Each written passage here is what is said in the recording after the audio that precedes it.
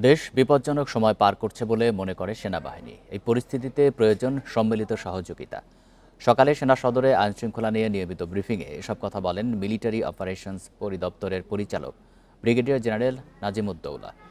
তিনি জানান, গোপালগঞ্জের ঘটনায় জীবন বাঁচাতে নিরাপত্তা দিয়েছে সেনাবাহিনী। একক কোনো দলকে নিরাপত্তা দেওয়া হয়নি বলেও উল্লেখ করেন তিনি। এ সময় তিনি আরও বলেন, মাইলস্টোনে বিমান দুর্ঘটনায় মরদেহ গুমের বিষয়টি সম্পূর্ণ গুজব। ওই ঘটনায় যারা সাহায্য না করে ভিডিও করেছে, রিকশায় অতিরিক্ত ভাড়া নিয়েছে, তাদের সমালোচনাও করেন তিনি।